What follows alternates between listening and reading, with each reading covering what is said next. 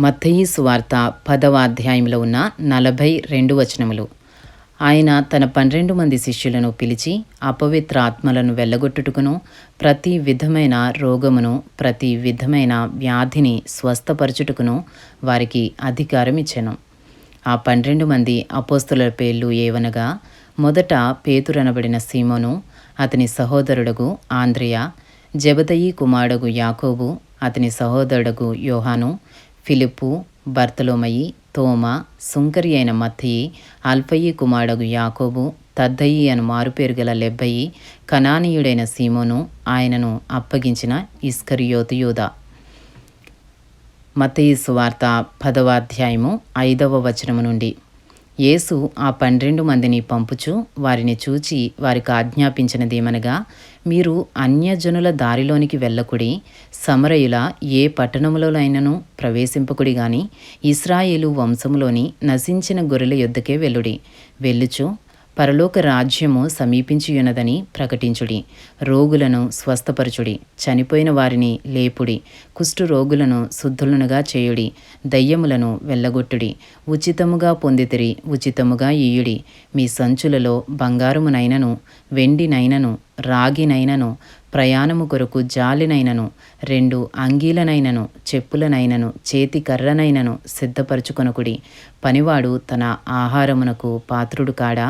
మరియు మీరు ఏ పట్టణములోనైనను గ్రామములోనైనను ప్రవేశించినప్పుడు అందులో ఎవడు యోగ్యుడో విచారణ చేసి అక్కడ నుండి వెళ్ళు వరకు అతని ఇంటనే బస చేయుడి.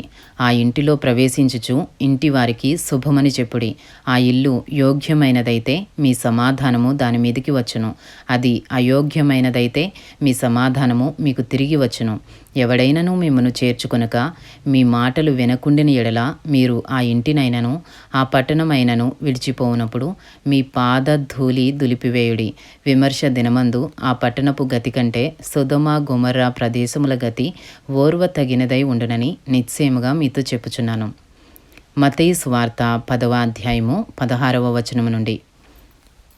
ఇదిగో, తోడేళ్ల మధ్యకు గొర్రెలను పంపినట్టు నేను మిమ్మును పంపుచున్నాను గనుక పాముల వలె వివేకులను, పావురముల వలె నిష్కపటులునై ఉండుడి.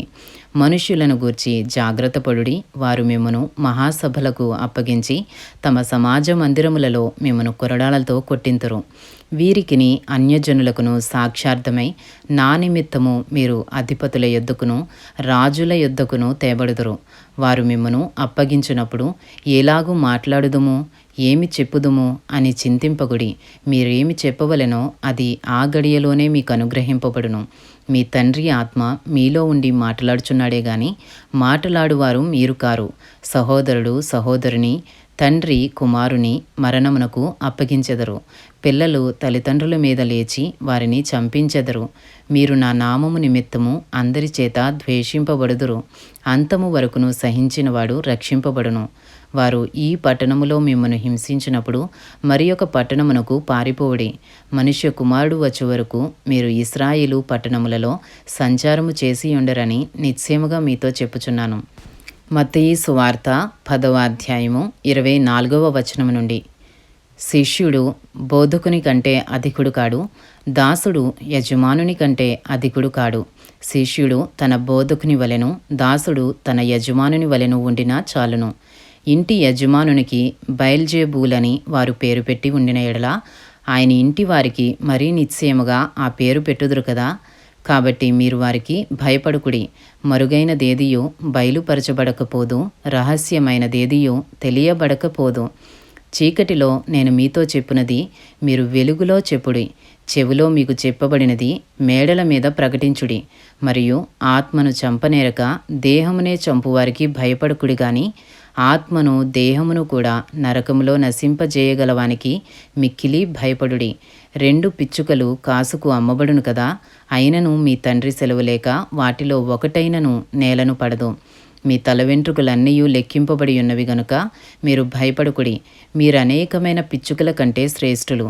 మనుషుల ఎదుట నన్ను ఒప్పుకుని వాడెవడో పరలోకమందున్న నా తండ్రి ఎదుట నేనును వానిని ఒప్పుకుందును.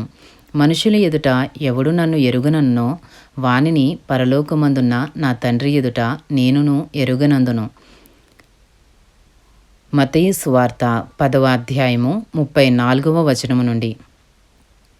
నేను భూమి మీదికి సమాధానమును పంపవచ్చితినని తలంచకుడి, ఖడ్గమునే గాని సమాధానమును పంపుటకు నేను రాలేదు.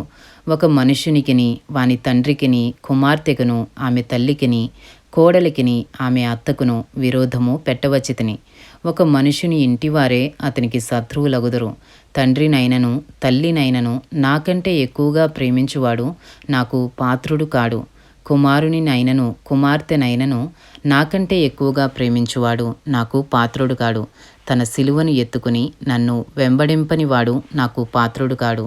తన ప్రాణము దక్కించుకునివాడు దాన్ని పోగొట్టుకును గాని నా నిమిత్తము తన ప్రాణము పోగొట్టుకునివాడు దాన్ని దక్కించుకును. మత్తయి సువార్త 10వ అధ్యాయము 40వ వచనము నుండి. మిమ్మును చేర్చుకునివాడు నన్ను చేర్చుకును, నన్ను చేర్చుకునివాడు నన్ను పంపిన వాని చేర్చుకును. ప్రవక్త అని ప్రవక్తను చేర్చుకునివాడు ప్రవక్త ఫలము పొందును. నీతిమంతుడని నీతిమంతుని చేర్చుకునివాడు నీతిమంతుని ఫలము పొందును. మరియు శిష్యుడని ఎవడు ఈ చిన్న వారిలో ఒకనికి గిన్నెడు చన్నీళ్లు మాత్రము త్రాగనిచ్చునో వాడు తన ఫలము పోగొట్టుకొనడని నిశ్చయముగా మీతో చెప్పుచున్నాను. మత్తయి సువార్త 10వ అధ్యాయంలో ఉన్న 42 వచనములు పూర్తి చేయబడినవి.